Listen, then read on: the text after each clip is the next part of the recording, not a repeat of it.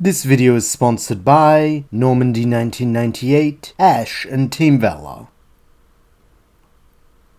Several days have passed since the Mulberry contest, with the heroes at last reaching Viridian City for Ash and Lycia's final gym battle, with the pair being excited, not only because this will mean the end of their long road to the Pokemon League, but also because it will be the first opportunity to witness each other's growth since they've been apart, with both rivals having played their new strength close to the vest over the last couple of days, due to their mutual desire to surprise the other when it comes time for their gym showing. However, before they can challenge this final gym leader, they must first stop off at the Pokemon Center, both to get their Pokemon back in fighting shape, but also to ensure the gym is open, considering the fact that last time they were here it was not. Thankfully, when Lycia questions Nurse Joy on this, the pink-haired woman is happy to report that the gym has indeed resumed taking challenges, though teases they shouldn't dawdle in challenging the leader, since he is known for going on long and frequent trips. Though this is meant in jest, it lights a fire under both Ash and Lycia, who can barely wait for their teams to be healed, excitably pacing around the center's foyer while Brock urges them to eat something so they have their strength for the battle ahead, while Serena smiles fondly, having almost forgotten what it's like when these two spark off each other. Thankfully, due to having no serious injuries, it does not take long before Ash and Lycia's teams return to them, with the duo sprinting off to the gym as soon as they're able, finding it to be an ancient-looking building that appears almost out of another age, complete with marble pillars and centurions blocking the door with halberds. At the sight of the two trainers, the tall centurion asks how many badges they have, with both replying 7, as they show off their collections, with this seeming to be a satisfactory answer, as without another word, the two guards retract their weapons and allow Ash and Lycia along with Brock and Serena to step inside. Like the exterior, there is a sense of grandeur to this battlefield, as is overlooked by a viewing gallery with a high-backed armchair, giving the impression that the inhabitant is surveying their challenger for their own amusement, rather than viewing them as a genuine opponent. Normally, this would be an intimidating setup, though at present two factors keep it from being so. The first is that the throne is empty, and the second is that when the team step inside, they are greeted by 3 very familiar voices, as they cry out,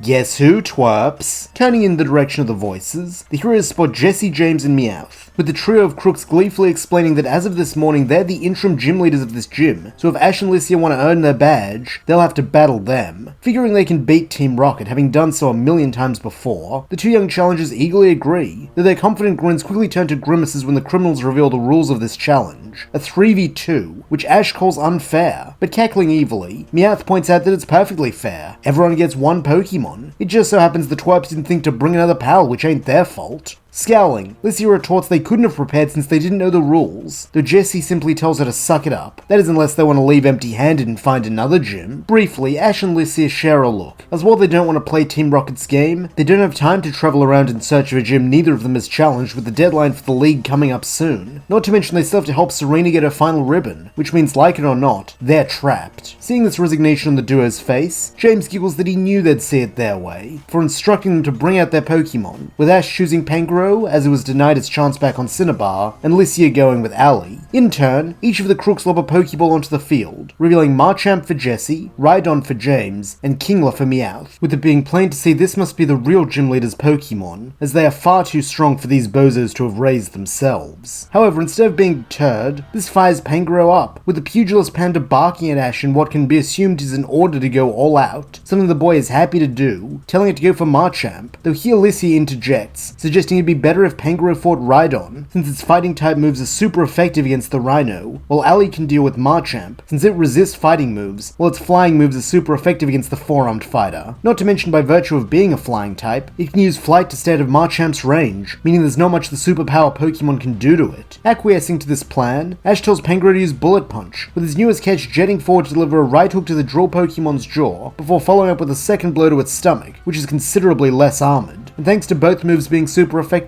Rhydon quickly finds itself winded. However, being a creature forged under the brutal training regimen of Team Rocket, and specifically Giovanni, it does not allow this damage to hold it back, and instead on Jesse's command, uses its close quarters to slash Pangoro's eyes with its horn, blinding the bear. Letting out a bellow of pain, Pangoro finds itself reeling and clutching its face, though on Ash's cry of encouragement the daunting Pokemon stops, ironically forcing itself not to lose sight of the situation at hand. Unfortunately, even with its temper under control, one problem still remains, that being the fact that it is now a big target, one all 3 of Team Rocket's Pokemon attempt to exploit. Thankfully, Pangoro is not in this fight alone, as Lycia has Ali blast Kingler with Dragon Pulse to ward it off, before using acrobatics to swoop down and slash at Marchamp with its talons, dealing serious damage. This just leaves Rhydon, and while it is able to get a hit in, striking Pangoro with a super effective hammer arm, it does give Ash an idea, with him telling his friend to stand strong, since next time Rhydon lays a finger on Pangoro, Pangoro, it will be the last time. Looking a little worried at this serious expression on the twerp's usually relaxed face, James asks his teammates if he should be worried about that. Though being caught up in their own battles, both Jessie and Meowth shush him, as they tell Marchamp and Kingler respectively to close in on Ali, who is currently flying low enough that together they might be able to grab it and take it out of the fight. However, this is working under the assumption that the trainers giving commands are clever enough to identify a trap, something Jessie and Meowth amusingly are not considering the amount of time and effort they put into constructing them. As a result, it comes as a great shock to them when as soon as Kingler and Marchamp lunge, Ali flies up, causing the two Pokemon to crash headfirst into each other, dazing them both. Though this is not the full extent of Lycia's plan, as with a grin, she asks Ash if he wants to see something cool, before pulling out a keystone very similar to the one Professor Sycamore gave him. At once, the stone begins to glow, and as it does, so does Ali, with it transforming into what Ash can safely surmise as a Mega Altaria. Letting out a triumphant trill, Ali then flaunts its new power with a downward Dragon Pulse which strikes the arena floor, with enough force to create an eruption, which sends the two Gym Mons hurtling into the air, where they are struck by a follow-up Hyper Voice. However, this is unlike any version of the move Ash, Serena, and Team Rocket have ever seen before, as thanks to Ali gaining both the Fairy type and the ability Pixelate, this move is imbued with concentrated Fairy energy, making it far more potent, and due to these sound-based moves already being the Songbird's specialty, it is more than enough to knock out both Marchamp and Kingler in an instant. All the while Ash watches on in awe, amazed that his rival has mastered Mega Evolution, while he is still yet to even start his training with it. Over with Team Rocket, cracks are beginning to show in their camaraderie, as having lost their Pokemon, both Jessie and Meowth are pestering James to give them Rhydon. Though holding firm, the blue-haired man protests that they lost, so now it's his time to shine, as he orders Rhydon to use another Hammer Arm.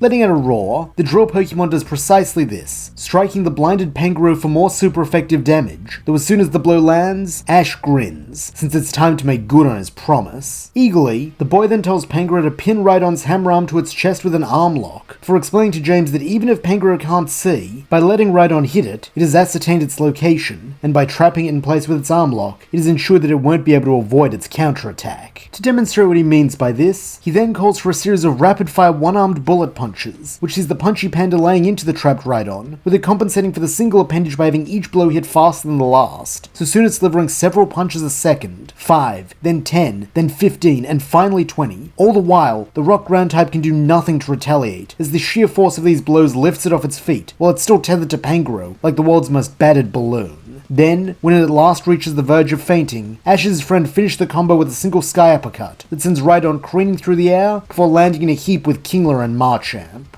In the wake of this, James studiously avoids the glares of his colleagues, as Meowth snarkily comments that was some real great shining he did, while Jessie growls that she should have known better than to trust their fate to a nincompoop. Nonetheless, with no Pokemon left, they are quickly confronted by Ash and Lycia, as they instruct the trio to hand over their badges. Petulant as ever, Jessie flatly refuses, even when Pangoro and the still mega-evolved Ali glare at her, with this only stoking the magenta-haired woman's temper, as she attempts to reach for Arbok's ball and continue the battle, though the moment she does, the pair of Pokemon are upon her, using a combined Sky Uppercut and Acrobatics to send the crooks blasting off again, while the two badges they had promised come clattering to the ground at Ash and Lycia's feet. Letting out exultant cheers, the pair of trainers each add their final badge to their collection, before sharing a high five as they declare that they're going to face off in the finals of the league. Equally happy for them, Serena and Brock rush up to add their congratulations, with the four friends all sharing a few moments of pure celebration. However, now is not the time to rest on their laurels, as after returning to the Pokemon Center, during which time Nurse Joy assures Ash that thankfully Team Rocket didn't do any permanent damage to Pangoro's eyes, the group begin plotting their next course. As the ones who know where Serena's supposed last chance is, it is Brock and Lycia who name their heading, with it surprisingly being Cerulean City.